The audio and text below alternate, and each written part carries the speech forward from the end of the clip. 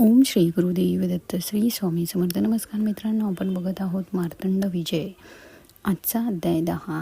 दैत्यसभेत बल बसलेला असताना भावत हेर घेऊन पोहोचले व शिववृत्तांचा वृत्तांत वर्णन करून सांगू लागले. हे ऐकल्यावर मात्र थट्टेने हसला व त्या हेरांना त्याने चालत्या होण्यास सांगितले. दरबार विसर्जित करून तो महालात गेला, परंतु त्याने आपल्या भावाला मणी दैत्याला बोलावून घेतले व हेरांनी सांगितलेले वृत्त त्याला निवेदन केले. तेव्हा मणीने सुबुद्धी नावाच्या प्रधानाला बोलवले आणि ते तिघेही मसलत करू लागले. सुबुद्धीने असे सुचवले की अगोदर आपले गुप्तहेर पाठवून तिथला संपूर्ण वृत्तांत जाणून घेऊया आणि नंतर पुढची योजना आखूया. तेव्हा ते तिघे उठले आणि महालाच्या एका उंच बुरुजावर गेले. तेथून त्यांनी ते विशाल सैन्य बघितले. ते खाली उतरले व त्यांनी असा बेत आखला की गुप्तहेरांना शत्रू सैन्यात तर पाठवायचे, शिवाय आपल्या सेना अधिकाऱ्यांनाही सावध करावे. त्याप्रमाणे 4 गुप्तहेरांनी शत्रू सैन्यात प्रवेश तर केला, पण विषय असा की कोणताच धागादोरा त्यांना हाती न लागू शकल्यामुळे ते विभागून दोघे इंद्राच्या सैन्यात व दोघे शिवाच्या सैन्यात मिसळून गेले. तेथील वृत्त क्षणोक्षणी मल्लाला कळवू लागले. मल्लासुराची पुढची योजना ऋषींना त्रास दिला म्हणून त्याचा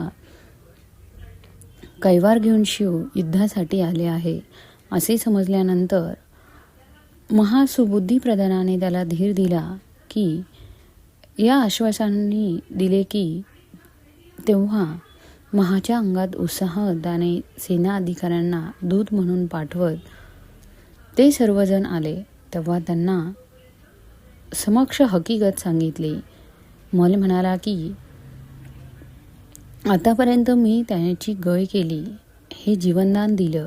महाकपटी असून त्या भिक्षुक योग्याला देऊन आपण आहाय, तरी आता त्याला जिवंत सोडण्याचा धोका पाहता असा निश्चय केला की त्यावर त्या सर्व सेवा अधिकाऱ्यांना जयजयकार केला आणि आज्ञा मागितली. मल्लासुराचे सेनाधिकारी तेव्हा खंडद्रष्टाला मुख्य सेनापती नेमून इतर अधिक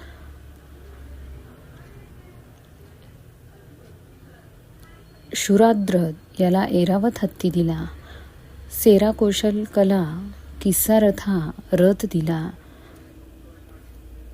उद्धासुराला 4 दातांचा हत्ती दिला. तसेच देवरा पशुपती नावाचा हरता दिला आणि एक मासूम व्यक घोडा दिला. सौरभासुराला हिमवंत हत्ती दिला. कापसासारखा घोडा दिला. सुग्रास राक्षसाला जयमंगल नावाचाही एक तुंबा दिला. रत्नपालन दैत्याला आपल्या हातातला मला दिला. चंडकोप राक्षसाला 4 घोडे जपलेला रथ दिला. तर सिंहनाद राक्षसाला एक माजलेला हत्ती दिला. गोमुखाला इंद्रनील रंगाचा सजवलेला घोडा दिला. धूम्रवर्णाला श्यामकर्ण घोडे जोडलेले रग देऊन त्याचा गौरव केला. शुभकर्ण दैत्याला सोनेरी घोडे जुंपलेल्या व काळ्या रंगाचा ध्वज असलेला रथ दिला. असे हे मल्लासुराच्या सैन्यातले मुख्य व निवडक सेनाधिकारी होते. शिवाय आणखीही काही महाक्रूर पराक्रमी असे दैत्य होते.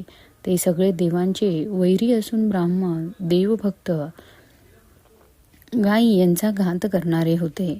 ज्वालामुखी, शिवजीव, सुरारी, सुकंदन, भीमाक्ष, भीमन, देवमल्ल, बुधांतक, नरांतक, गजमुख, रक्ताशी, त्रियादर्शन, काळध्वंसी, कुंभ, सीतपाद, महत्व, खरागण, खररथ, खरे रोम अशा चित्रविचित्र नावाचे असून शिवाय आणखीही लक्षावधी भयानक राक्षसांचे प्रचंड सैन्य असे होते.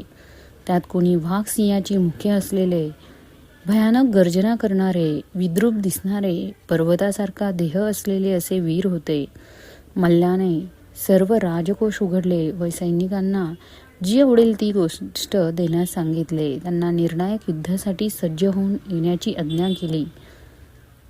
तो म्हणाला, यावेळी काही झाले तरी इंद्राचा संपूर्ण निष्पात करायचा.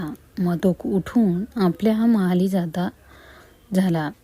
तिथे त्याने पत्नीला सर्व हकीकत सांगितली व प्रत्यक्ष शंकर युद्धासाठी आला आहे तेव्हा प्रसंग कठीण आहे, तरीही तुम्ही मन घट्ट करून निरोप द्या. भाऊ आणि मणी याला बोलावून निरानिरव केली.